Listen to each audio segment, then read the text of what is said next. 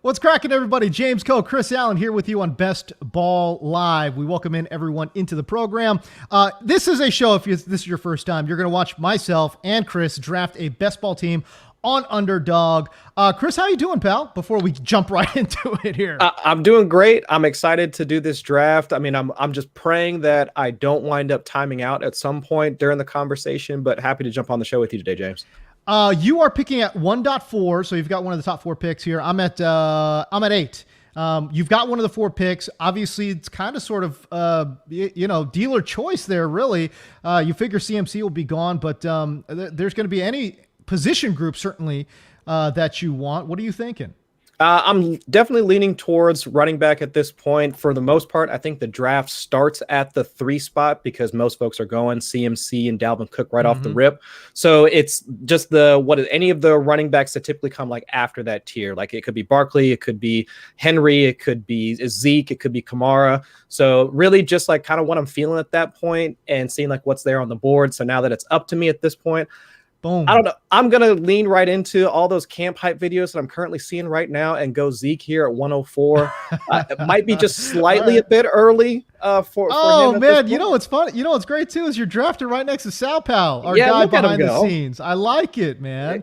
By the way, if you guys can guess my pick at any point, we're not going to even wait. Just first round pick, second round, it don't matter. If you can guess my pick at any point, you will be entered into a drawing for a free $25 giveaway into Best Ball Mania 2, the $1 million contest provided by Underdog. All right, so I am on the clock here. It has gone all running backs. Travis Kelce there too. Look at Sal. I feel like I don't have enough of Stephon Diggs. I don't have enough shares of Stephon Diggs, and I'm just going to go ahead and do it, man. Like I think I am leaning more towards going the 0 RB route. Okay. I'm a little bit more concerned than most people, I think, about those top end running backs. You know, like Alvin Kamara, I love the guy. You know what I mean? But no Drew Brees. What does that offense look like? Christian McCaffrey, obviously coming off of a pretty major, injury history from last year. Dalvin Cook has an extensively long injury history going all the way back to high school. Forget college. I mean, college, yes, he was injured, but in high school, he was had an injury history as well, and it has shown itself at the pro level too. So there's. Again, there's just so many reasons why I feel like I'm talking myself off of these great players near the top of the draft board, and I find myself gravitating towards these wide receivers, Chris. No, and I 100% agree with that because you can talk yourself out of any of those guys, like Saquon Barkley because of the injury. Austin Eckler, we don't know what his goal line role is going to be. Nick Chubb doesn't catch passes. I mean, on and on and on. Joe Mixon, I mean, on and on and on. I mean, so if you really want to, I guess, forego some of that, and then you can wind up finding similar running back talent in the second round, whether it's Antonio Gibson, Aaron Jones, like some of those other guys. Sure, starting off with one of those elite wide receivers, and Stephon Diggs is probably, you can argue he could be the overall wide receiver 1, depending on if Devontae Adams gets Aaron Rodgers back this season. So Diggs with Josh Allen in that efficient offense that's passing at one of the highest neutral rates. I mean, absolutely. I'm with you, brother. It's not bad. By the way, we saw Saquon Barkley fall to 10 here, and I feel like, Chris, as the weeks are going on, and Barkley is being more and more evasive about whether or not he's going to start the season. I feel like his ADP is just dropping, baby. Because, tell you what, 3 weeks ago, he's probably, the second pick off the board. Oh, exactly. And I think now, to be quite honest, like the more I listen to it, it almost seems like, I don't know, this might be my tinfoil hat showing, but it almost sounds like he's being trained to say that he doesn't know or whatever. It might be Jason Garrett trying to play coy with the rest of the media as to whether or not he'll be available.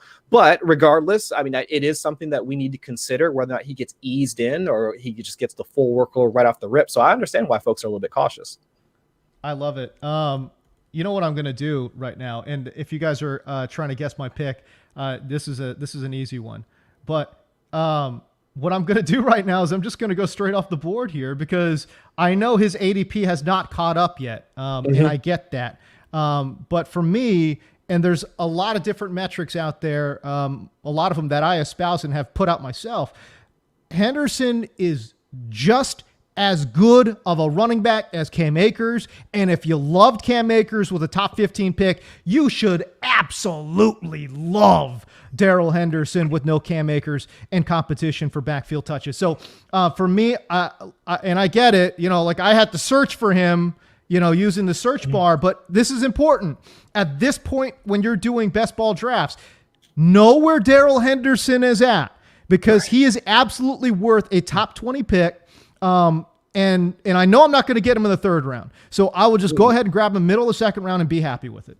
Yeah, I can agree with that, because we already know that at least for right now, the workload will most likely be there for him, like throughout the most of the season. Now, couldn't they go out and sign somebody? Absolutely. I do think that that's probably going to happen, but the type of player that they're going to sign, I mean, who's really available out there from the free agent class? I mean, other than Le'Veon Bell, who might still have some juice, but who else we got? No. Frank Gore, Adrian Peterson. No. I mean, right. It's just like we don't have the same type of concerns like for the guy that's going to wind up backing him up. So let's see. It's up to me right now at this point. Looking at a couple of wide receivers here, running backs don't look all too great. So yeah, I'm gonna flip back over to these wide receivers, and I'm gonna go with the guy that I'm pretty sure is gonna wind up loving the fact that Aaron Rodgers might return to the team. Bruh, I cannot believe you got Davante Adams this late. Yeah, End of the second round, bro. Like, oh my gosh, what a great pick that was. Yeah, I'm digging the fact that the more and more I think about it, even if it is Jordan Love, I still think the volume is going to be there. It might just be a complete disaster of an offense, but between like Aaron Jones and Davante Adams are those guys that are going to wind up capitalizing on that volume. Golly, what a great pick, man. I cannot believe he fell that far. Probably because you got psychopaths like myself taking Darrell Henderson in the middle of the second round. That certainly helps. I mean, for sure. But golly, man, that's that is an amazing pick. And certainly, look, if I wasn't trying to make a point with Darrell Henderson, I probably would have gone wide receiver there too, and I would have taken a long look at Davante Adams, because as you mentioned, with or without Aaron Rodgers, I'm feeling very confident about the volume share. Obviously, he's a phenomenal player, regardless of who the quarterback is. And again, is Rodgers going to miss time? Maybe. Sure. But there is certainly a possibility out there where, let's say, worst case scenario, what happens? Like he holds out 6 games or something, and then comes back hey, listen, I'm all aboard on that for sure. Yeah, and we got to think about what are their matchups going to be like. I mean, we're looking at, they play Chicago twice. Their secondary is still like in the works, and one of the oldest secondaries like in the league. Detroit, we already know that's a dumpster fire. So we at least from a divisional standpoint, those matchups are still going to be strong. I mean, other than the Vikings, but even still, like their defensive front is decent, but their secondary is still something that is left to be desired. A work in progress. Yeah, exactly. So it's like that division right there is still ripe for the taking. So Rodgers, regardless of when he steps in, if it's week 1, excellent. Even if it's week 6 or later on in the season, there's still enough there that we know that production is going to be there for those guys. Well, in the end of the second round too. I mean, it's all day long. You know what I mean? Easy, yeah. All right, third pick for you, Chris. What you thinking here, pal? All right, so I'm still going to go wide receiver here at this point. Those running backs, not really digging it. Most of the tight ends, like I see Kittle there, not really digging it as well. Let's see if we can angle for, I actually do like Terry McLaurin, like moving in like this season. Oh, you hurt my soul, pal. I'm really loving the outlook for the Washington football team this year, man. With Fitz and like Fitzpatrick, bring him in. I mean, I was piece just published here today, so go check it out on 444, looking at strength of schedule beneficiaries. The Washington's football team, they're scheduled throughout the playoffs.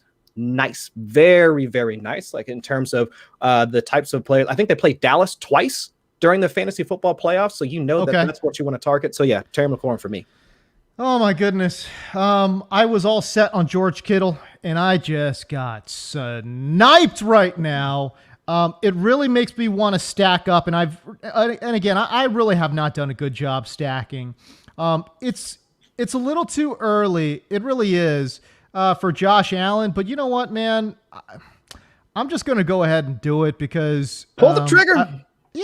Look, I know I'm going with him around too early. I know that. But when I started my draft with Stephon Diggs, and as I've mentioned in these previous drafts where I'm hosting, I'm chatting, I'm talking, I'm looking at the chats and everything, I've done a terrible job stacking. And there's been a lot of really smart people, way smarter than me, that have done a lot of analysis about stacking in best ball and how it is the way to go. I've done a poor job. This is the time for me. I've kept it in my mind. I know I'm going to stack, so now I can stack Stephon Diggs and Josh Allen and just be done with it. There you go, man. I mean, you lock up the quarterback one, wide receiver one on a highly efficient offense. We know they're not running in the red zone. Right. I mean, unless it's Josh Allen doing the running. Right. So you've locked up, I mean, the majority of the touchdowns on a team that we know is going to be scoring quite often throughout the NFL season.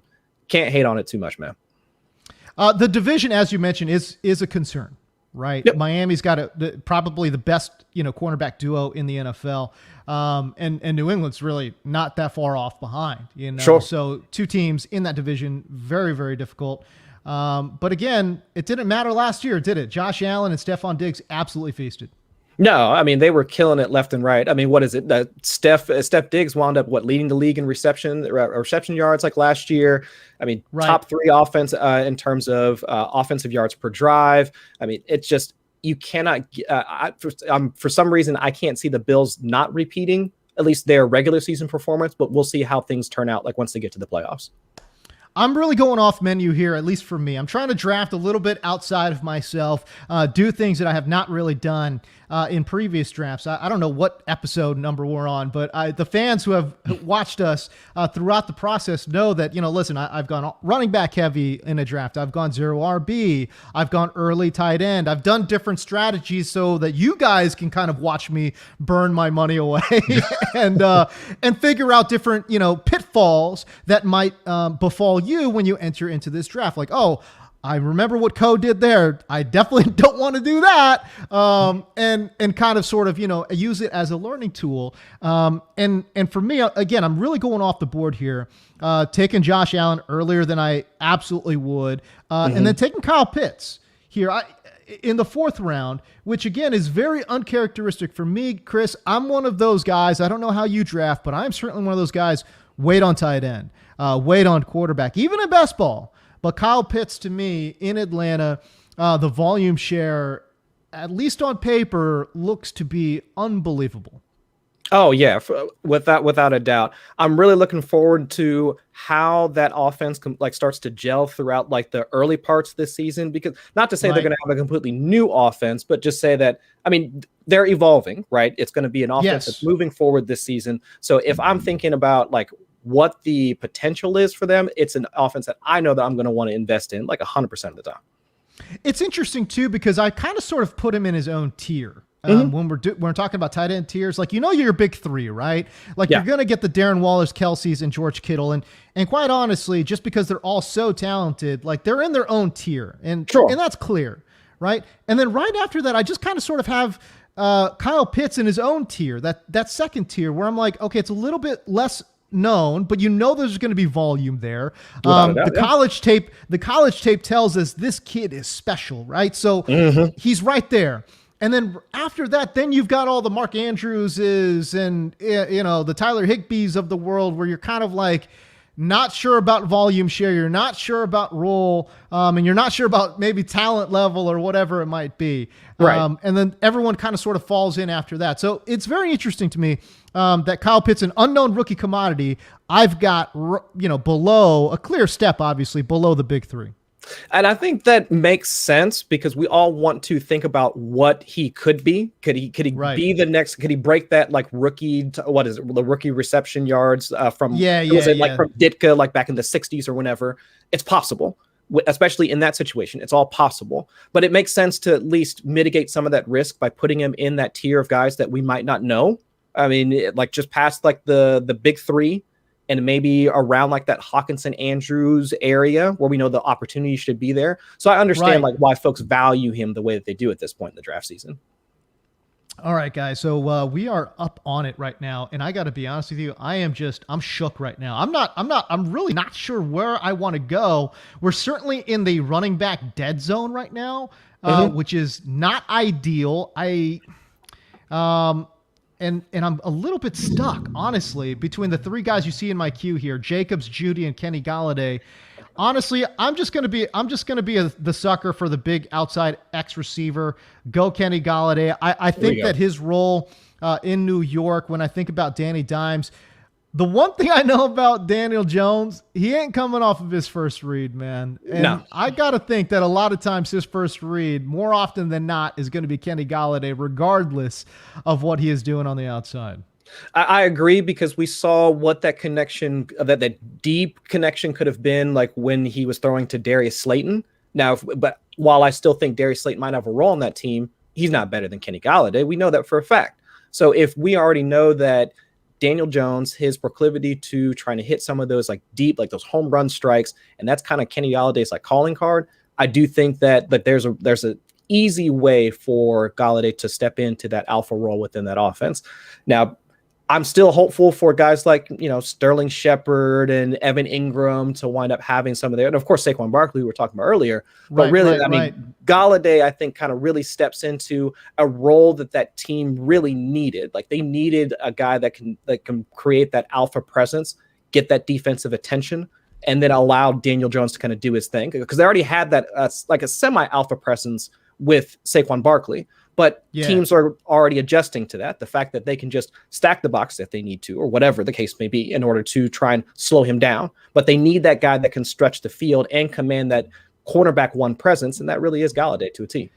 The bottom line is this, right? Like the fact of the matter is, surprisingly or maybe unsurprisingly, however much you watch Daniel Jones, he actually did lead the league in passer rating when throwing 20 yards or more air yards downfield. So he can throw it and he can get it down there with some relative accuracy. It's the other parts of his game that are a little bit suspect, especially in terms of the turnovers. To me, it's like, dude, he's the New York Jameis. You know what I mean? Like this guy could easily throw for 40 touchdowns, but he's going to give you 35 turnovers too. You know what I mean? So in fantasy, we don't care about the turnovers. We just care about the production in terms of yards and touchdowns. And I think Daniel Jones may give that to you this year.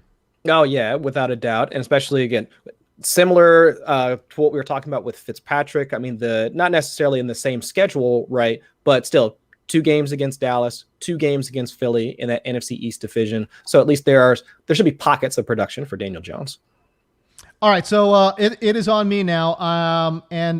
There's not, in terms of just the wide receivers, no one's jumping out at me. I am interested in Chark here, but I've got 2 running backs queued up, and quite honestly, I'm actually pretty happy to end up with Kareem Hunt as an RB2 slash. I mean, really, honestly, like he could be an RB1 if we're really looking at it. And right now, I've got a pretty balanced draft right now: 2 running backs, 2 wide receivers, 1 tight end, 1 quarterback. So I'm feeling actually pretty good, even though, again, Chris, I'm drafting a little bit outside of my comfort zone. No, and I can understand that. And we already saw what Kareem Hunt could be if Nick Chubb were to go down last season. I think he's already solidified that third down receiving back role within that offense. It's not like they're bringing in any of the other dudes that are like kicking it behind both him and Chubb. So really, like his workload is fairly solid at this point in the offseason, and especially within the Cleveland Browns offense. So I'm looking at right now, let's see, 1 running back, 4 wide receivers.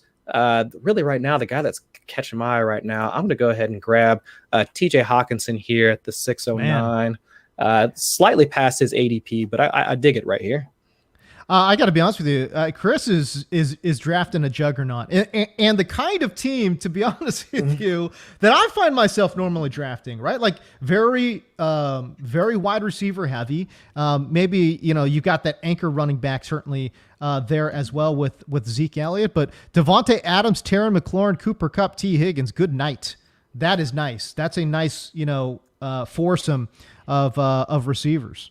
Yeah, and I'm trying to at least keep my options open for stacking like later on. I mean, if I want to, I can grab a Joe Burrow later, Aaron Rodgers later, Matthew Stafford later. I mean, so at least I'm trying to keep my options open as much as possible. Obviously, like Dak's already been taken, so I can't do anything like with the Cowboy stack, which was my original plan. But still, at least trying to leverage as much as I can of good offenses. So I think we're trying to do that right now, and I think we're on a good pace for at least as of right now.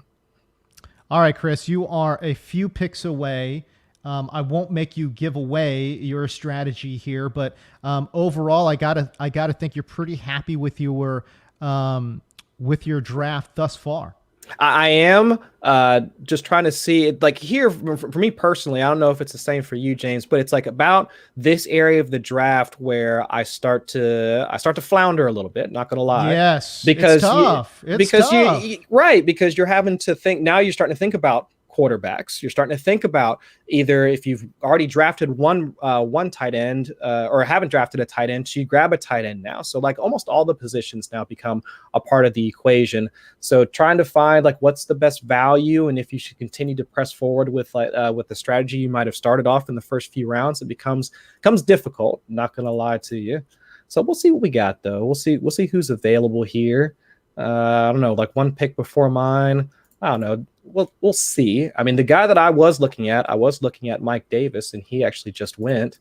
So it's well now. I mean, we're gonna just go ahead and kind of lean into it here, but I'm gonna go ahead and draft Tyler Boyd like right on the heels of me taking T. Higgins. We'll see if we can make this Cincinnati thing kind of work out here.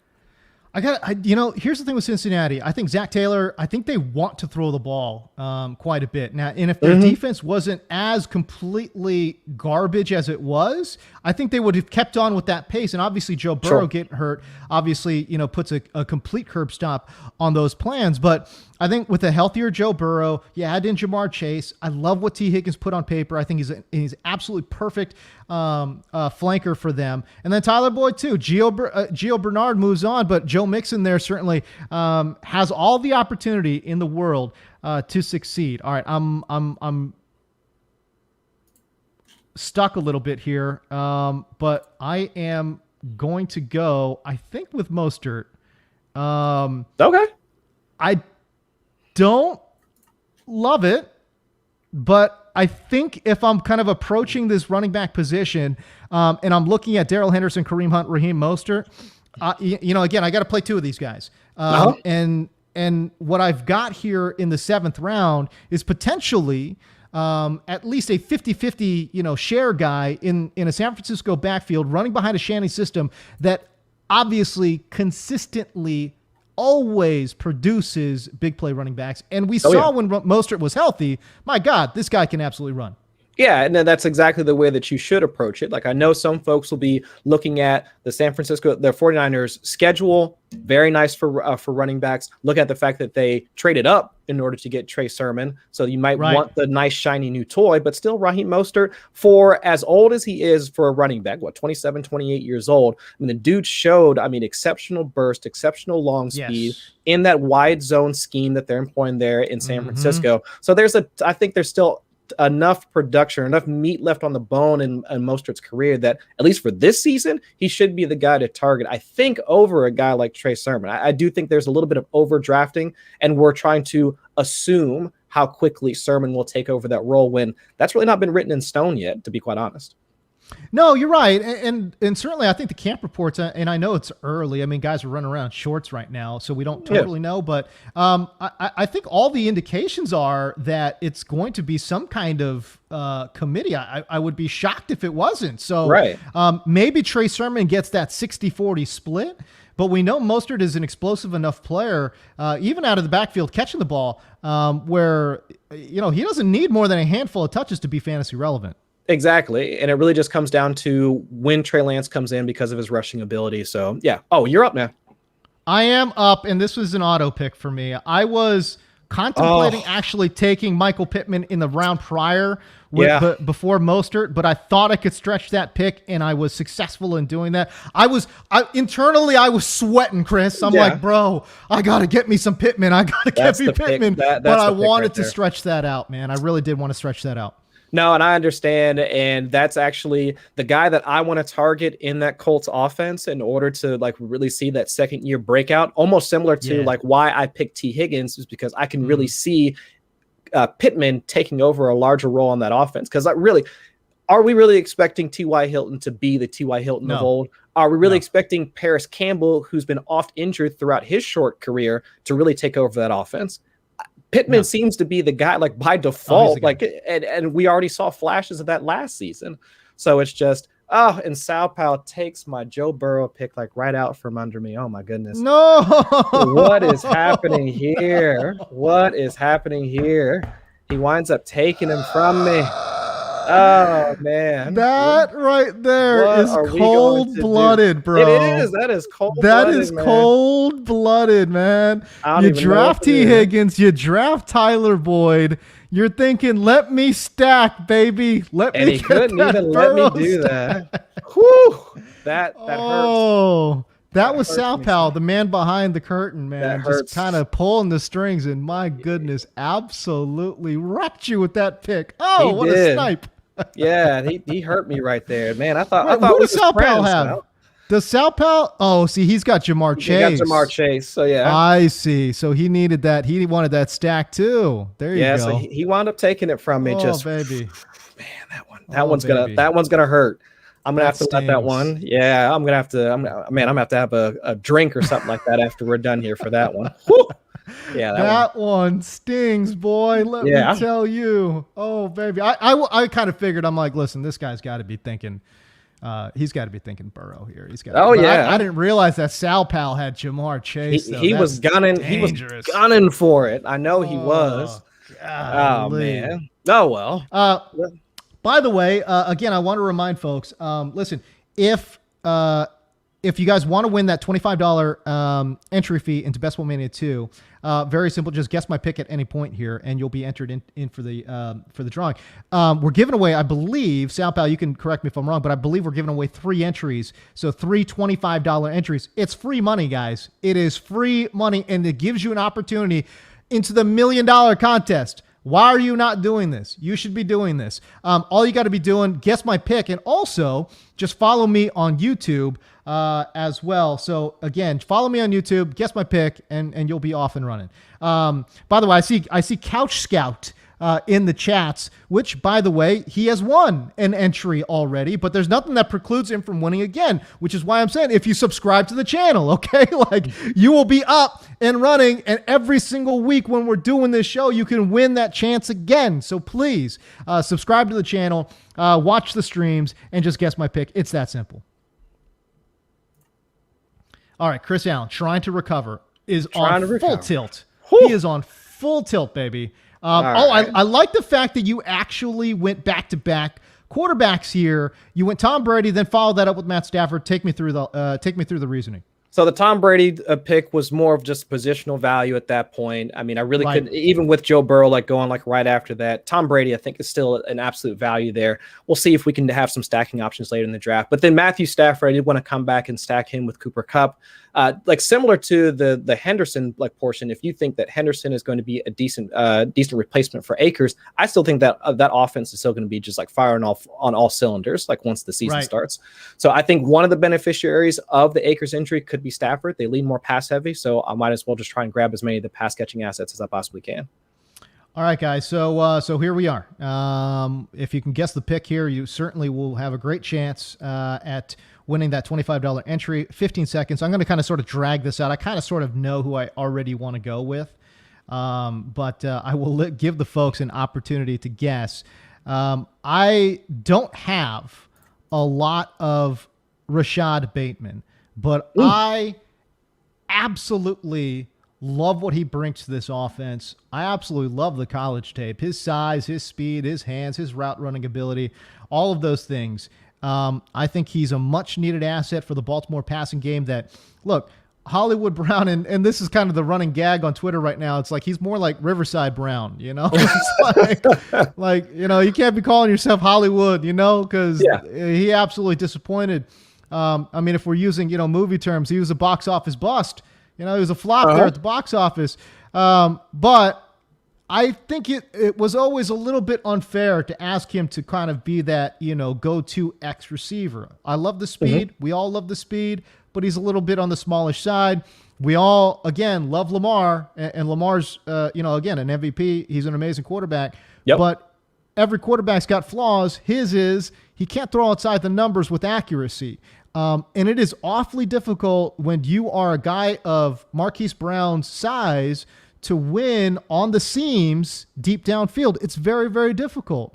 And the reason being is, like, look, a lot of teams employ, I feel like I'm getting too nerdy here, but like a lot of teams obviously employ, two high safeties. And it's like, listen, you've got to split those safeties somehow. And when you're coming right at them up the seams, you're not splitting them. That makes it very, very difficult. So, but Rashad Bateman is that prototypical X receiver. He's got the size, he's got the speed, and it's a much needed value and much needed role in that Baltimore offense. I 100% agree. I do think, actually, I did a study on this shortly after the draft using some information from our mutual friend, Matt Harmon, who's not an idiot.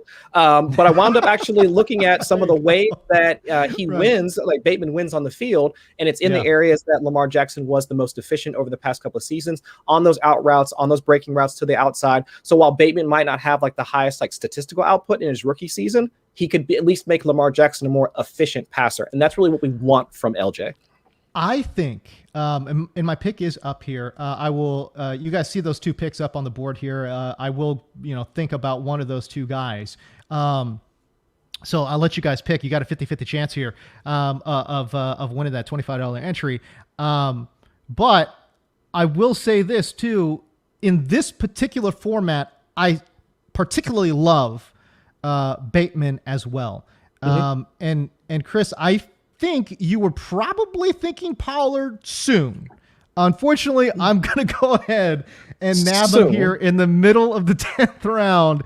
I think it's a lot of value for a guy who I would imagine gets like 5 to 7 touches at least early on. Maybe he works himself into a bigger role as the season progresses. Maybe if Zeke starts to wear down. I'm not 100% sure, but I tell you what, I will at least in the 10th round, we're in double-digit territory now, take that chance and see what happens. I agree with that approach. For me, I'm less inclined to stack or handcuff like my main running back, and especially if I'm looking at taking my running back 2 here, I wouldn't want to do that particularly. But I'm 100% in on the Pollard train. We saw what he could do last year when Zeke was out, or running slow. So I'm all in on Pollard this year. One of the guys that I do want to take here at this point, even though it might look like kind of an odd pick, I do like AJ Dillon's outlook for this season. No, I love it. No, I love it. What are you talking? I love that pick. Are you kidding me? Yeah, I'm really into like the guys that have like standalone value on a week-to-week basis, and we've seen how Aaron Jones, while he wasn't pulled at the goal line a ton for Jamal Williams, it's enough. He wasn't really subbed out for Jamal Williams in passing situations, but it was enough. And so while Dillon might not have the largest passing game role, we at least know that he can be a short yardage banger. So regardless of if Aaron Rodgers comes back or not, Dillon might have at least a role enough in order to be like a serviceable RB2 like most weeks. The strangest thing about the Matt LaFleur offense, and this was true in Tennessee as well when he had Derrick Henry and Dion freaking Lewis. He has a strange obsession with working in a second back. It doesn't matter how well your main guy is running. He has a weird obsession with running the second guy. Bruh, you've got Derrick Henry. You don't need to run Dion. I'm sorry, but you don't need to manufacture touches for Dion Lewis. You don't need to do it. No. Similarly, in Green Bay, it's a little bit of a different situation because A.J. Dillon is an unbelievable athlete. And we're talking about a guy who's like 255 pounds and can run a 4.5, 540. You seen them quads, bro? Bro, you're not supposed to run like that when you're that big. You know what I'm saying? Like, it's madness. But no Jamal Williams. And again, we know LaFleur loves to run two running backs, a 2-running-back system there. So he's going to get work, man. He's absolutely going to get work. Yeah, exactly. And I think that's kind of like what I'm basing the whole pick on, is the fact that like Aaron Jones, we think he's an elite talent, but still, I mean, LaFleur is going to continue to cycle in that RB2, and if it's not going to be Jamal Williams this season, obviously, because he's now a part of Detroit. I mean, Dillon obviously slots into that role. And what was it, that snow game that the Packers had against Tennessee last year, where Dillon, we saw actually him trudging through the snow and picking up, I think he crossed the century mark during that particular game. I like his outlook here in year 2. So back to me, another guy that, I mean, I'm looking for at least a decent goal line role, possibly pass situation role. James Conner now down in Arizona. I mean, it might be, he might be washed. I don't know. I mean, they only paid him what $1 million and nothing. $1.5 million, nothing. Barely Absolutely nothing in free agency. Yeah. But Chase Edmonds, Do we really think he's the guy in order to hold off and to really take on like a full 16, 17 game workload? I don't think so. I don't know, man. And again, I feel I feel that, like it to me, it looks like a 50-50 split in the backfield. I think Arizona, it would be silly, I think, if you try to run Chase Edmonds as an every down guy. That doesn't make any sense to me. Right. And we already know like Kyler's the dude, like when it comes to the red zone. But I think James Conner, especially in the freaking 11th round, I mean, he could put up enough numbers to be worthwhile. Yeah. All right. So we're still doing the whole guess a pick thing.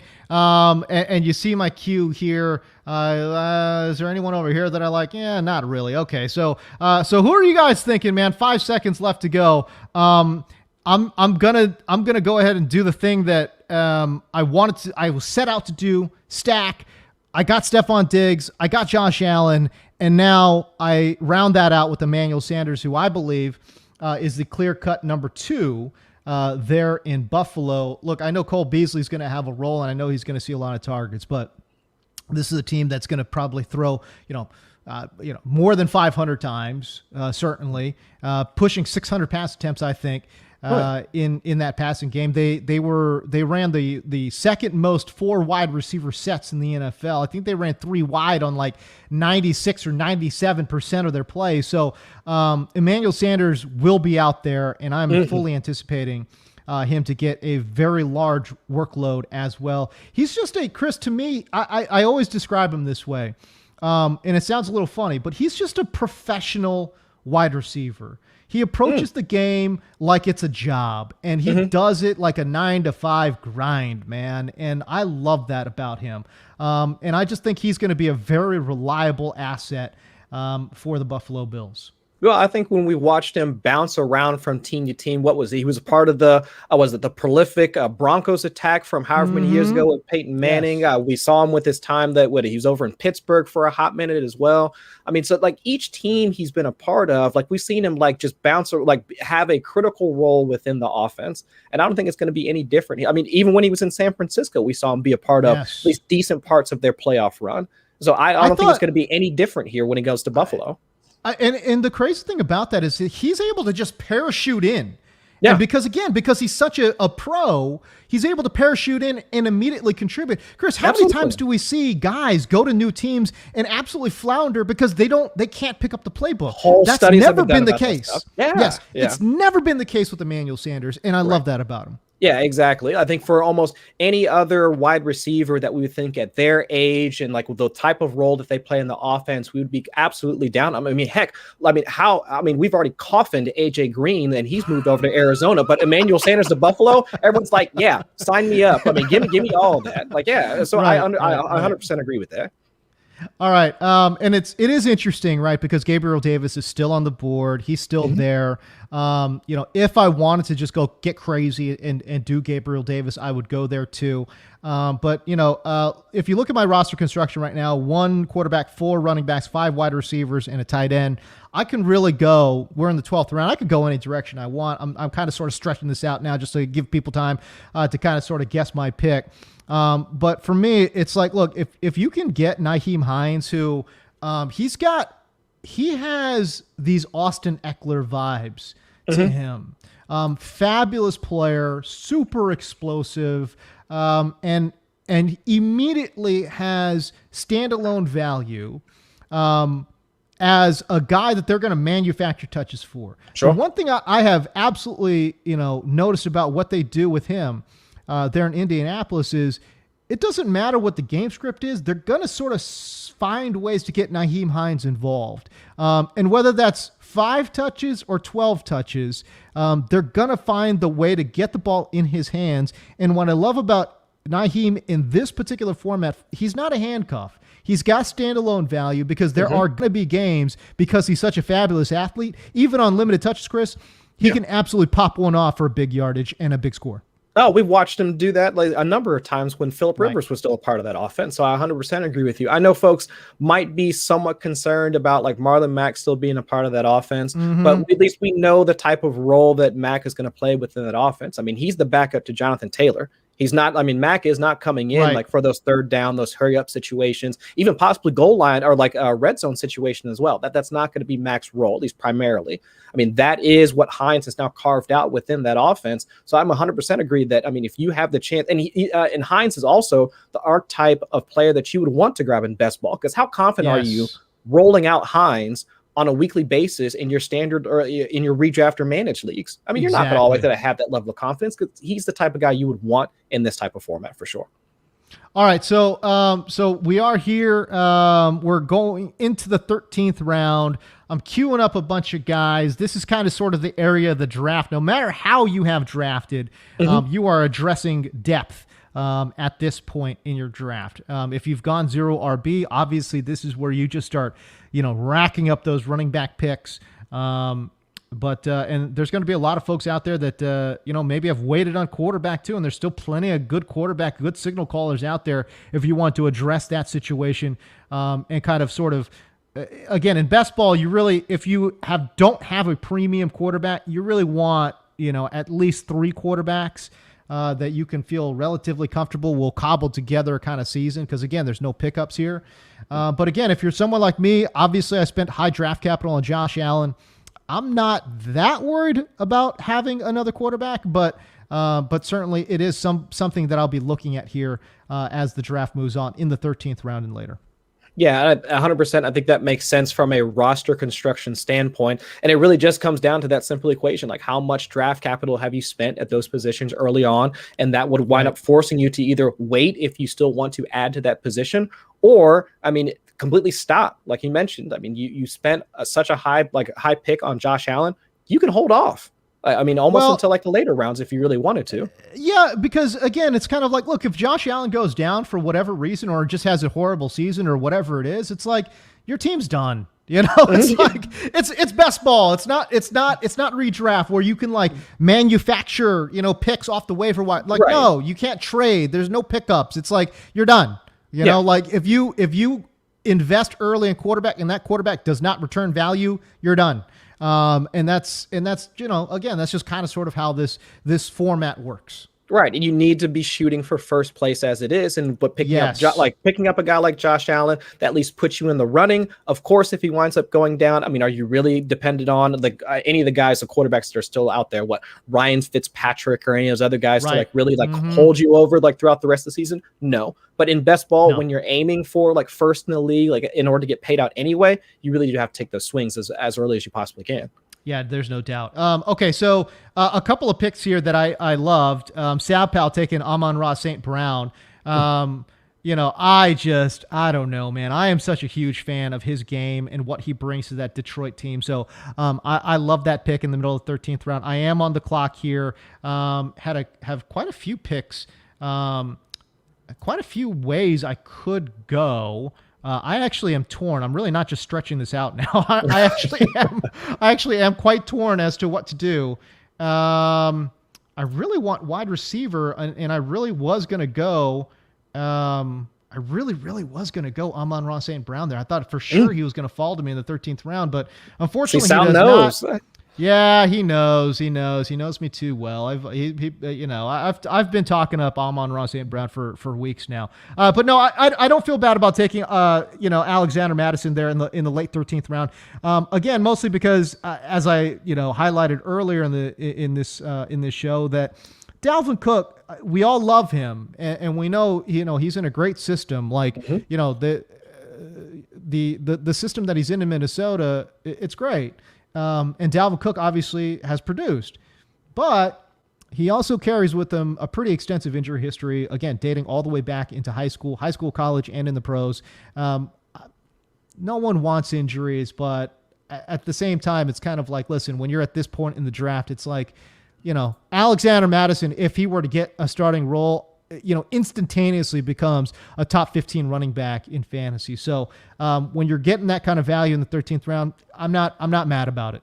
No, and I think at this point you should be targeting some of those like upside backs that we know should be kind of falling into that RB1 like type of opportunity should their main guy go down. I mean, heck, I mean, you took Kareem Hunt like earlier, who's like the poster boy for, if RB1 gets hurt, now you have the RB1 for that team. Alexander Madison also fits within that role, but now I know folks are somewhat concerned because we've seen Alexander Madison in a couple spot starts that get that type of opportunity completely flopped. That also happened to be during the times when the offensive line was just like completely ravaged with injuries. I mean, Kirk Cousins wasn't doing so hot as well in those particular games. So I can understand like why you might have the concern. But of course, you cannot wind up like you can't turn your nose up at that level of opportunity, similar to a Tony Pollard, similar to an AJ Dillon. But now you've gotten the similar type of player almost like 2 rounds later for sure. All right, so again, here we are in the 14th round. Picks are flying off the board now at this point, and there are certainly a lot of different ways I could go. The fact of the matter is, I did spend some early draft capital on Kenny Golladay.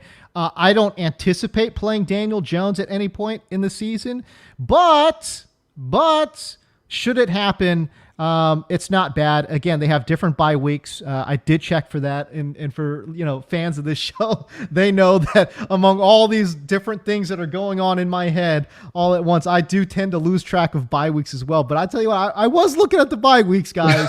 This time I was. Josh Allen, Daniel Jones, different bye weeks. And again, just Daniel Jones, being able to kind of stack him up at times here with Kenny Golladay, I feel pretty good about that pick. Yeah, I think if you're going to wind up in a study that I had done like early in the offseason, this is primarily for FFPC, but I think the corollary that still stands.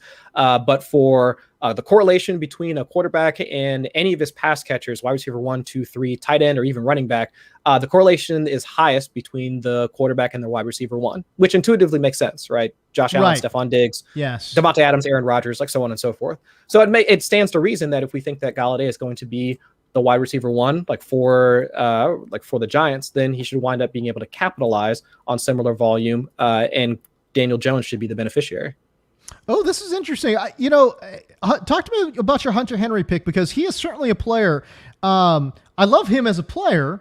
I think it's a good pickup overall. I don't love the price tag. That didn't make a lot of sense to me, but whatever. Hunter Henry signs with New England. Let's say they run a lot of 12 personnel. That's fine. But he is a player that I've never taken in a draft because I'm just worried about volume. But talk to me about why in the near the end of the 14th round, you feel like Hunter Henry actually a pretty good pick. It's mostly because of like what you just mentioned, the 2 tight end sets. Like if I had wanted to pick up an asset like from the New England passing game, I probably would have gone with Jacoby Myers over Nelson Aguilar, because I think Myers is a more like efficient like pass catcher than him. But regardless, I do think the 2 tight end sets, the amount of routes that I could see like Hunter Henry actually running, because if you look at his time in Los Angeles, I think he was actually running like more routes than he was asked to like block in line. So at least to me, that is more of a signal of him being able to do the same like once he gets over to New England. Now, whether or not if it's Cam Newton, okay, fine. I mean, we've seen him being able to connect with guys like Greg Olsen and so on in the past, and that's fine. If it's Mac Jones, so much the better, because Mac Jones doesn't really have like that deep arm or whatever in order to really access any of the other like deep ball guys that they the field stretchers that they currently have in New England. I mean, Kendrick Bourne, like so on and so forth. So really, I do think it's more of a play on the type of quarterbacks that will be throwing him the ball, along with the type of offense that they'll be running in New England. All right, so there you go. Let's see here. We got, we're really running down here. We're in the 15th round, Chris. You're just a couple of picks away, and that's going to jump right on top of you here. Let me take a quick look at your squad here. You got 2 quarterbacks, 4 running backs, 6 wide receivers, 2 tight ends. So really good balance, really good depth overall. You really can go any direction you want here. Yeah, and I'm not sure like which direction I'm going to go here, because once we get into like the 14th, 15th round, I mean, at this point, I'm just kind of throwing ADP out the window, just kind of trying to grab my guys. ADP really doesn't matter. Does not matter. Yep. Yep. And honestly, that pick that just came before me, like the Rob Gronkowski pick, I would have taken him to go with Tom Brady, but since I already got TJ Hawkinson, who has a week 9 bye as well, that wouldn't have worked out. But looking at my current squad, if I want to go ahead and round out the running backs that I'm going to take, let's see, I'm just going to go ahead and take the guy that I think is going to wind up emerging as at least a decent, maybe the RB2 in that backfield. I do think that there's a chance that Gio Bernard winds up having a decent role within the offense. Could be my Bengals bias. I'll 100% admit it. But you know what's really interesting? The first 2 years of Joe Mixon's career, like I just felt like Gio just straight up outplayed him. No qualifiers. I'm not going to say, whatever. No, it's like no qualifiers. Just straight up, Gio Bernard outplayed Joe Mixon. And you could talk about whatever you want. O-line didn't help him, whatever it was. Gio somehow made it work. And I get it. Limited opportunities. He's not an every down guy. But for what that team needed in those first couple of years, I just thought Gio was just a straight up better player than Joe Mixon. Yeah. And I think that there's enough talent still left with Gio that I think that he can wind up taking over at least a decent role within that offense. Now, is he going to be like the early down guy? No, I think that role is reserved for like Ronald Jones and all that. But, it's your pick. Go ahead. It is. I think I'm going Cole Kmet here. I just wanted to back up. Yeah, a backup tight end here. Different bye weeks. And look, he did absolutely nothing last year. But again, we talk about how it takes a little bit of time for some of these tight ends to develop as the years progress. And I just wonder Justin Fields, man. Yeah, with Justin Fields, him developing as a player, he was a highly regarded tight end prospect coming out, out of college. So I will buy into what the draft scouts have said about Cole Kmet. Now, and I get that they are wrong on time at many times, but again, we're in the 15th round here, late 15th round. And with Justin Fields, I just wonder if he develops into a little bit more of a threat. Right. And I can totally see that wind up happening because while Allen Robinson is still going to be the guy, Darnell Mooney might take some of his shots because, especially if it's later on in the season, the deep ball is one of Justin Fields' like calling cards, even though he wasn't asked to do it that much at Ohio State. I mean, Cole Kmet could still emerge as that, like the wide receiver, like the pass catcher 3 on that offense, because out of all of the offseason talk regarding the Chicago Bears, I haven't heard not a peep regarding Anthony Miller. Poor guy, but it's just like I haven't heard anything about Anthony Miller. It seems like that passing game still has at least opportunity available, and a guy like Cole Kmet can be the one to capitalize on that. Which, by the way, this is totally neither here nor there, but like Anthony Miller can play. Like, I'm so confused. Like, I kind of am too. He must have done something wrong to Matt Nagy's Pats or something, because like. Man, what's going on? Like, and again, we don't know what's going on behind the scenes. So, there might be like an attitude thing. Who knows? I don't know. But whenever I see this kid play, I'm like, Anthony Miller can play, man. Anyways, he doesn't get the opportunities. It's neither here nor there. All right, so I am on the clock. I've got 6 running backs, 5 wide receivers, 2 tight ends. Golly, man. I don't totally know where I want to go, but you know what? I do have this weird love affair for Denzel Mims, and I know that he's not getting a total. He's not getting a lot of run, and there's all these reports that he's going to be coming off the bench. That Elijah Moore is going to be the number 2 wide receiver, which I believe. I totally believe that. I love Elijah Moore, but I almost feel as if give me Denzel Moore in the X, kick Corey Davis to the side. Like, I don't think he had a good year last year, but I don't think he's the answer. Like, develop your young guy, develop Denzel Mims, a guy who can stretch the field. And when I think about Zach Wilson, he is a player that just loves to throw up these contested deep balls, right? Yes. So Denzel Mims, isn't he the guy that gives you the best chance of pairing with that skill set? I just, when I start thinking about this, I'm like, look, I get it. Maybe he's in the doghouse early on, but golly, if he gets an opportunity and he shines, that could be it. You know what I mean? He's the perfect archetype for the better and best ball type of receiver, because what's his stat line going to look like on a regular week? It might be, 2 for 15, 1 for 10, but then it'll be like 6 for 110 and a touchdown or something like that. Like those old, like Deshaun Jackson stat lines. I mean, he could be like that type of guy, like for a guy like Zach Wilson, who we knew was an aggressive passer out of BYU. Like it didn't always work out for him, but at least we knew that that's a part of his game. right? And like Denzel Mims, like while like I'm 100% with you, James. I'm in on Elijah Moore.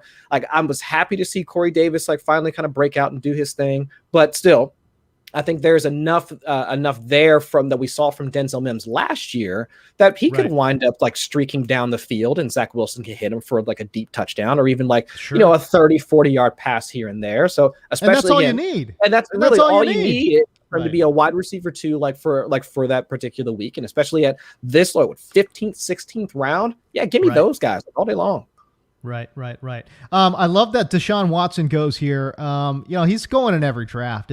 He never goes undrafted, but he's always going in the double-digit rounds, and I do find that to be very, very interesting. It's like we are playing a little bit like we don't know. We have absolutely no idea whether or not he's going to come back and play, whether he's going to be put on the commissioner's exempt list, whether he sits out. I mean, there's so many different paths for him to not play that we don't know, which is why he's going so late. Obviously, a phenomenal player, borderline MVP candidate each and every year that he plays.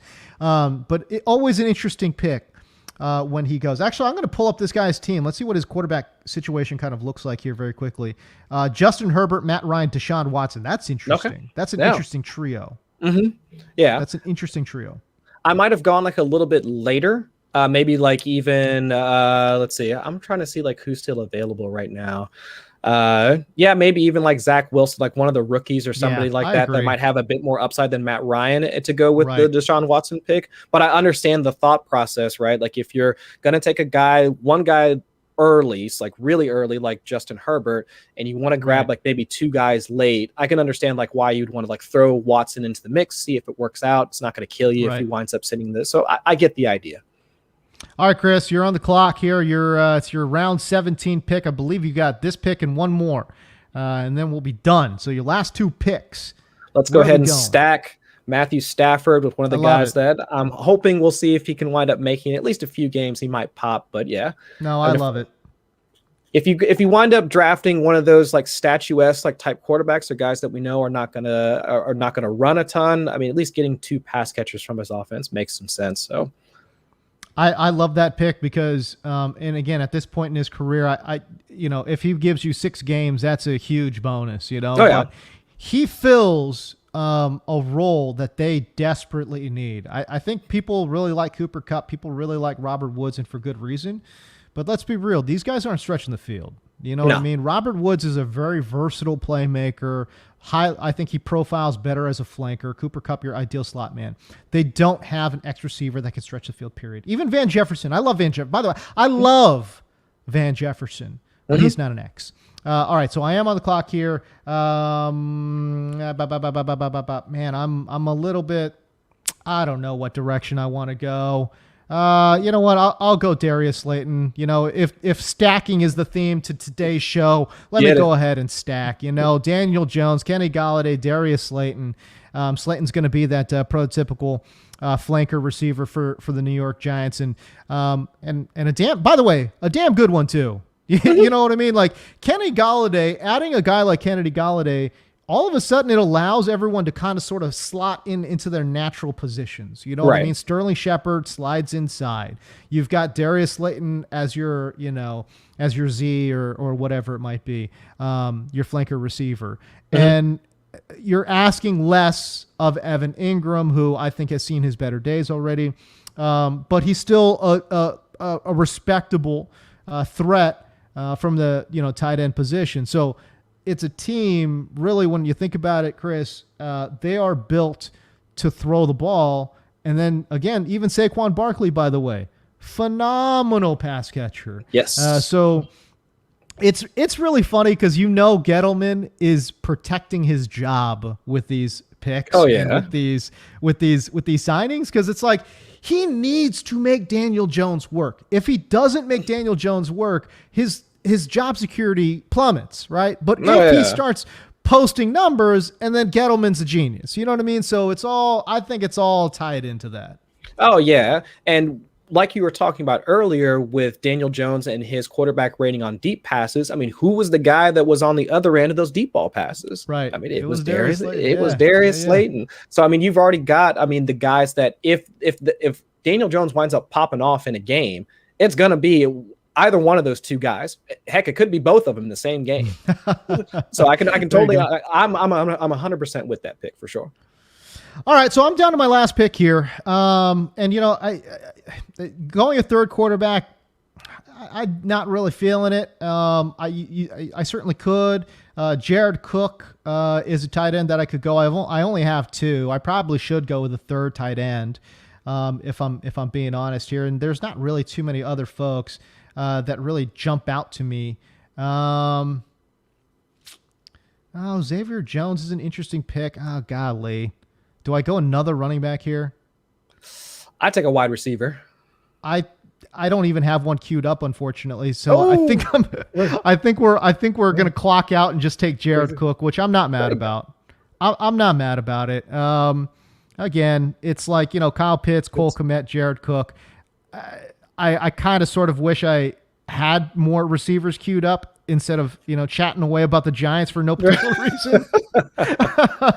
But hey, listen, if it's gonna happen in the 18th round, I ain't Why mad not? about it. Yeah. It's better than doing it like, you know, in the mid rounds or something like that, where it's really going to kill you. So no, it's not that big of a deal. And like, I do wonder though, with Jared Cook specifically, if he's going to wind up essentially taking over that Hunter Henry role. So I know everybody was super excited about what's the dude's name, Parham, in order to take over. Yeah, to take over that role. But I wonder, it's Jared Cook. What is he? 34? Something like that. I actually think he's 36. That wouldn't surprise me at all. Yeah, I think he's actually older. He might even be 37 by the time the season starts. Right. It's wild to me. Oh, you're right. No, you're right. He's 34 years old. Good call. 34. Yes, but it's still wild to me at that age that he's still being asked to run that many routes on a per game basis, because that's what really made him relevant when he was down in New Orleans. And so if he still continues to do that when he goes to the Chargers, I mean, that could still be, a very fantasy relevant position. Because I know we're still excited about Keenan Allen, absolutely. Big Mike Williams, of course, absolutely. All that, yeah. Austin Eckler, like so on. Absolutely. Like Jared Cook, that like Hunter Henry's role was still viable. Like these past couple, like especially last year when Justin Herbert started going off. So I think like Jared Cook, if he slots into that role, that price tag for that tight end, absolutely, it's not bad. It's not bad. But you're right though. All of that being said, roster construction wise, oh my gosh, Chris, you're on the clock. Oh, you took Fulgham. I love that pick. Love that pick. Yeah. Jalen Hurts is going to be, I think, does not have a lot of reliable deep downfield shots. Travis Fulgham at least gives you, I thought he flashed at times with Philadelphia last year, and I wonder if he builds a little bit of chemistry, a little bit of rapport with Jalen Hurts. Yeah, I think that's been my thought process this whole offseason. Like, I know that they're still trying to see what they can get out of Jalen Reagor. I know that they just took Devonta Smith. We'll see what happens with this whole like Zach Ertz staying, if Dallas Goedert's going to be a thing or whatever. But if they're going to even start to look at trying to use 3 wide receiver sets more as a part of their offense, or even if Jalen Reagor continues to flounder in his sophomore season because he couldn't create separation, Travis Fulgham is the beneficiary. Like, he's the guy that's going to be out there taking more of those snaps. And we've seen him have a 20+% target share in some spot starts here and there over the last couple of seasons. So I'll take a shot on him. And of course, I love Jalen Hurts, so I'll try and grab a Philadelphia Eagle whenever I can. There you go. Speaking of Jalen Reagor, it's very interesting. My work with reception perception, but Reagor, oh my goodness, Reagor was absolutely bloody awful against man last year. He had a 41% success rate against man among the 310 prospects or players that Matt has charted on receptionperception.com over a 5-year period. That is the second worst success rate versus man coverage that he has seen. The only player worse than him, Justin Hunter from 2014, which is not ideal. So if you are hoping for a Jalen Reagor resurgence, the numbers don't look great. It's not good. It's not good. It is not ideal. So, so we shall see. But look, he's a young player, and I don't want to bury Reagor. And obviously, the reception perception data is just about the most accurate that you can get. Absolutely. Now that being said, there is something to be said about the human element and about the emotional element there in Philadelphia. And I thought it was an absolute train wreck. You could tell the vibes were just off in Philadelphia. I think this year it's a new coaching staff. It's a new quarterback. I just think it's going to be different. And I wonder if that has a real significant trickle-down effect on a lot of the players and specifically Jalen Reagor. So, again, we shall see. Certainly the advanced analytics presented by Reception Perception don't paint that picture, but crazier things have happened. Even if he was to get to like league average, Chris, I think Philadelphia fans, I think they would take it. They wouldn't be happy with it, but they would take it. So long as this guy's not one of the worst receivers in the NFL, for God's sakes, you know? Right. Well, they already have had to live a similar story with that, with the pick of J.J. Arcega-Whiteside, like not the year prior. So it's just like Philadelphia has already felt this pain. So now we're putting them back through this again, like with the possibility of Jalen Reagor, and especially also having to watch Justin Jefferson just run over the league, like over the back half of the season. So it's just, like, and they could have had that. So it's, I mean, I can understand the frustration. You think about in back-to-back drafts, Chris, they took J.J. Arcega-Whiteside over DK Metcalf. And then they took Jalen Reagor ahead of Justin. I mean, either one of those guys. Yeah. Oh my God. Yeah. It hurts. It does. It absolutely hurts. Because you'd have to think that changes the entire course of almost that whole franchise, right? Because maybe we're not seeing Carson Wentz flounder so much as a quarterback. We're not seeing the entire offense just be continually dragged down. I mean, they might might give them the incentive to cut bait on guys like Alshon Jeffrey early and like move on from them because they know they have the talent to make up for it in the aerial passing game. So it's just like, I don't know. I mean, it's just those picks are just absolutely, they will always be baffling to me, but we'll see how it works out. It's just, I don't know, man. We'll talk about this whole draft and you guys can see the entire draft board on your screens. But the last thing I'll say is, like, I'm a Pac-12 guy. I watch a lot of Pac-12 football. Like, you don't take J.J. Arcega-Whiteside that early. Like, he was productive in college, and I get that, you know, but like, he doesn't have NFL athleticism to create separation. It's ridiculous. Like, it is absolutely ridiculous where they took him in the draft. And whoever like made that decision, it's just like, you're galaxy braining this. You're overthinking this, you know? It's like the NFL is a collection of athletes, and it's the team with the best athletes that tend to do well. Certainly there's systems in place. There's no doubt, of course.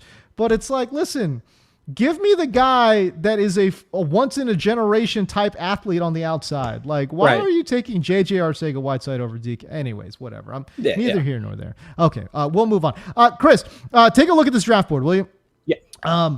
And ignoring my team and your team, who we have talked about extensively, give me a team just kind of sort of perusing this board here, where you kind of look and say, hey, you know what? These guys did well, and or this team, curious decision-making process. What were some, kind of standout picks that kind of jump out to you, and maybe some picks that had you scratching your head just a bit?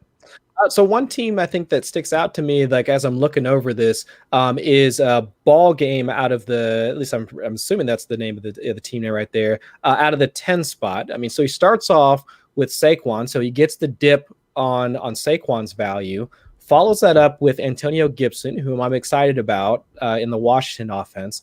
And then, of course, from a structural standpoint, absolutely slays it afterwards. I mean, 1, 2, 3, 4, 5, 6. I mean, 7 wide receivers afterwards. I mean, from Robert Woods to DJ Moore to Odell. I mean, he double stacks that, or the Carolina offense with Robbie. Yep. I mean, it's just, to me, structurally, I mean, that is absolutely wonderful. Logan Thomas afterwards. Let's see, does he get Ryan Fitzpatrick? Oh, he doesn't go for the coup de grace like with Ryan Fitzpatrick. But still, I mean, I do like the quarterbacks that he wound up doing, because as we were talking about earlier, with a 3-quarterback system, if you don't wind up drafting one earlier and you take a few guys late, those are the types of guys that you'd want. Tua, excited to see what they do with him now that they've added Jalen Waddle. They've like revamped some of that offensive line. Yeah. Will Fuller. Will Fuller, absolutely, because we know we've seen him make Deshaun Watson and like a slew of like other quarterbacks better. Baker Mayfield, excited about him in year 2 with Stefanski, and then and he winds up hitting Sam Darnold to go with DJ Moore and Robbie Anderson later. So I think that is a well thought out, well drafted team, like right there from ball game for sure. I agree with you. I love what he did. And also congratulations, I believe, to ball game. Yeah, absolutely. He guessed one of my picks, and also won a $25 entry into Best Ball Mania 2. Can I just say this? Listen, if you guys have won an entry, y'all gotta chill. It's not like this isn't Bank of America, bruh. Okay, like it's gonna take some time for us to get those credits into your account. Okay, so just chill for a second. Like I can't tell you how many like DMs I get. Like, where's my entry? Like, bro, like first of all, like just chill out. Okay. Anyways, but I will say this too. I would certainly hope that you guys are following me on YouTube too, because I again, there are some folks in here, I believe, that trying to guess my pick, but I see y'all aren't following the YouTube page, and that's not kosher. So that's good. All right. So anyways, Couch Scout, we appreciate that, by the way. Talking about trying to pump up the channel and pump up the video, which I totally appreciate. But I do want to congratulate, Sam Chowdhury, Bob? Who else won here? Let me look. Sam Chowdhury, Average Joe Gibbs, and Ball Game. Those are your 3 winners in today's contest. I very much appreciate you guys watching the stream and joining along. And, of course, getting free money. It never hurts. It never, ever hurts. Absolutely. Chris, very quickly, let me kind of take a real quick perusal here, and then we'll get you on your way. I wanted to kind of sort of find a team that, maybe is like, okay, I don't know about that build. And I'm trying to look here. Well, you know what? What's always fun is always talking about our friend Sal Pal. And he went with a very non-traditional route, more of a 0 RB-ish type build. I don't hate his team, by the way. I'm not trying to say that. That's for sure. I'm just saying it's a non-traditional build, right? When you have the 5th pick overall and you take Travis Kelce. Sure. A lot of folks don't have the stones to go that route. You know what I'm saying? So let's break down Sal Pal's team with Travis Kelce. Then he goes Ridley, Lamb, Jamar Chase, Brandon Ayuk. Golly, you know what, Chris? Let me say this. I love all these players. I don't necessarily know if I love them all together. And the reason I'm saying that is because, golly, there's a lot of unknowns in that group of players. Ridley's a lock. He's fine. Like he's going to be a top 3, top 5, maybe the best fantasy wide receiver in 2020. He's a lock. He's great. CeeDee Lamb, we don't know.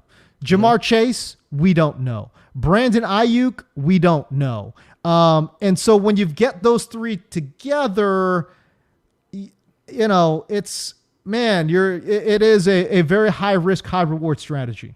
I agree. I mean, because with CeeDee Lamb, I know we're already seeing like the camp videos or whatever, because the Cowboys have already started down in Oxnard. So I can see like the hype for CeeDee Lamb pushing his price up. But we know that Amari Cooper, despite starting camp on the PUP, he should still be ready for week 1. Michael Gallup, we know. Michael Gallup, we know, is a baller. Blake Jarwin is back. So on a week-to-week basis, we don't know about CeeDee Lamb. I can understand. Love the talent. Absolutely. I was hyped when the Cowboys took him, but we don't know. Same thing with Ayuk. I mean, it's more about what's that target share going to be in that offense, because we've seen each of those guys, like him, Debo, and Kittle, ball out, but they've all been on different weeks because each of them have been injured like throughout the last season. So it's like you get all of those guys back healthy. You throw in a rushing quarterback in Trey Lance. What's their target share going to look like on a week-to-week basis? So I 100% understand that.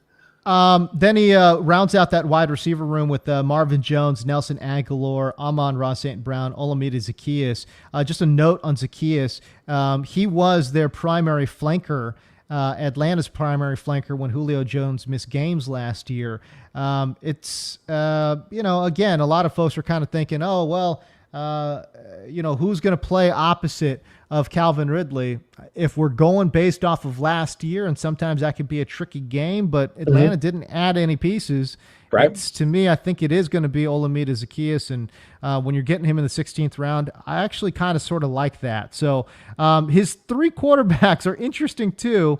I like Joe Burrow. I love Ryan Tannehill. As a matter of fact, you could have swapped those picks from me, and I still would have been happy with it. I think Ryan Tannehill is still going, he's an undervalued asset in fantasy right now. I don't understand why he's going late, to be honest with you. And then Taysom Hill, which is a curious one too. Yeah. This is my breakdown of the Saints situation. I'd love to hear your take on this, Chris, but I don't think you can draft either one. Like, I really honestly feel like the mad scientist down there in New Orleans, like, he's going to go full Steve Spurrier and just go full on 2 quarterback system. It might be Jameis between the 20s, and then Taysom just comes trotting in, to kind of take them home when they're in the red zone. Like, I don't know, man. Like, I guess I'm just kind of sort of not really anticipating either Taysom or Jameis to give me consistent, week to week production. I agree with that, but I do think that just because of the reasons you just listed, like, we don't know about their week to week production, or like who's going to be starting or what situations they're going to be starting in, they almost do profile as guys that are, quote unquote, again, better in best ball, because that's interesting. Because we do know that Taysom Hill, I would say, just from a logical standpoint, Taysom is the one that's most likely to come in like the goal line situations, just because we know that he can either drop off a slant to Michael Thomas, or he could run it in on his own. Absolutely possible. Whereas Jameis, we do know like where that production has to come from in order for the Saints to score. Like, it has to be through the pass. We're not expecting Jameis to run it in from like 15 yards out. So I do think that that's possible. Like, from my money, I do think that Taysom or Jameis are like possible, viable starters. But for me, I would rather stack them. Like, if you're going to draft either one of those guys, you got to be taking Michael Thomas. You got to be taking Adam Troutman. You got to be taking Traquan Smith. Like, there has to be like another Saints pass catcher associated with that build in order to really, like, I guess, take advantage of the fact that you're expecting one of those guys to be a part, like either one of those quarterbacks to be part of your squad throughout the entire season. Sal Pal tells me that there is a team that drafted only 3 running backs. What team is that? What am I missing here? I got to see this. Yeah, that's I won't even say interesting. That's a bad build. Is it the first team? Is it team 1? Maybe. I see just like one. Well, they took Zach Moss and Samaje Perine later. Oh, so no, it's not that one. Is it? No. Is it ball game? Saquon, Antonio Gibson. I don't see any other running backs until we get to Latavius Murray. Damian Williams. So 4. That's not an ideal ball game. Congratulations on winning the free entry, but that's a tough build, bro. That is a very tough build right there. Is that right, Sal Pal? Is that the one? I gotta look. Oh, it was Sal Pal's team. Oh, it was.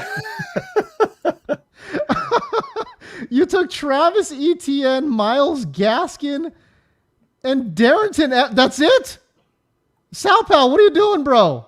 I was so locked. I was so focused in on your first 5 picks. I completely missed that. Travis Etienne, Myles Gaskin, and Darrington Evans. My God, sir. Oh my God. My God. What are you doing, Sal Pal? Talk about swinging for the fences right here. I mean, he's expecting the Miami rushing game to go off. What? Etienne completely takes over Jacksonville. No. I mean, Derrick Henry doesn't even make it the whole season. That's what I'm saying.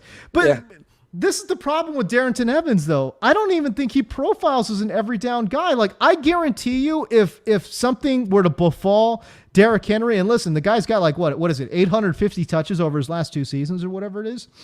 That sounds including about right. Including the postseason. Like I get it that there are freaking red flags. But I don't think Darrington Evans is that guy. I can almost guarantee you Tennessee would reach out to a veteran running back at that point. As a matter of fact, Adrian Peterson actually fits that scheme okay. If they're going to go under center quite a bit. Or Godly. I mean, there's going to be guys that get cut too. You know, during during training camps that are just going to be hanging out on the waiver wire. Oh yeah. I don't think Darrington Evans is going to be that dude. It's not a clear transfer of roles. You know what I'm saying? It's not like in Minnesota where it's like, okay, if Dalvin Cook gets hurt, it's definitely Alexander Madison's job. It's not that easy. I think in Carolina too, if CMC gets hurt, Chuba Hubbard, I think automatically takes that mantle and becomes, last year's Mike Davis with more upside because he's a more explosive player. Right. Yeah, in Tennessee, not that way. Wow, Travis Etienne, Myles Gaskin, Darrington Evans, and of course he got Kylan Granson too. And of course you've got to round out with Kylan Granson. Golly, Sal Pal, that is. And listen, I get it, man. You're running things behind the scenes. You're also busy. But my dude. Let's try to lock in a little bit tighter next time. Let's try to lock in, buddy. Let's try to lock in. All right. Marcus Grant's in the stream, bro. Look at this Chuba guy. Hubbard, Ben and Jerry's chubby hubby. These are facts. I mean, I can't argue with him. That is a solid Ben and Jerry's flavor, no doubt about it. Chris Allen, well, actually, can I, before we get out of here, fly that graphic, Sal Pal, where if you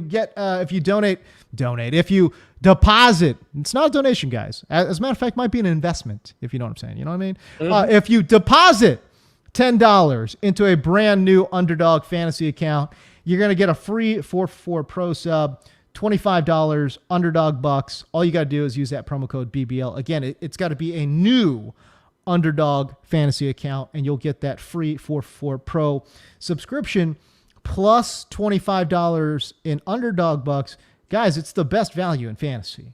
It really is. So if you don't have an Underdog account, y'all need to be doing this. I mean, that's the way to go.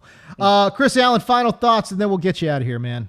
No, I thought it was a fun draft. I mean, I'm still burning over that Joe Burrow snipe from Sal, but that's full tilt, bro. We'll carry on. But it was an absolute pleasure drafting with you, getting a chance to interact with the folks that coming in, checking us out during the draft. So appreciate you having me on. For the folks that are watching, come check me out on Twitter at Chris Allen FFWX. All of my off-season work, and then we'll be over at 444 Football. So come check me out there. Actually, like I mentioned during the stream, piece just dropped today on strength of schedule beneficiaries and some late round pairings because we're almost into redraft season. So we need to start figuring out how we're going to be approaching some of those drafts. So if you are still subscribing to that late round or streaming strategy, I got you covered, man. So come check that piece out. 444 has some of the brightest minds in all of fantasy football. And let me just say, Chris Allen is one of those minds. I love reading Chris Allen pieces. They're so well thought out, so well researched, and of course well written as well. Always a lot of fun and very informative. When Chris Allen drops a piece, I give it my full endorsement to go and check that out. All right, for Chris Allen, for our friend Sal Powell and his 3 running backs, I'm James Koh. We'll see you guys next week. We appreciate you watching Best Ball Live.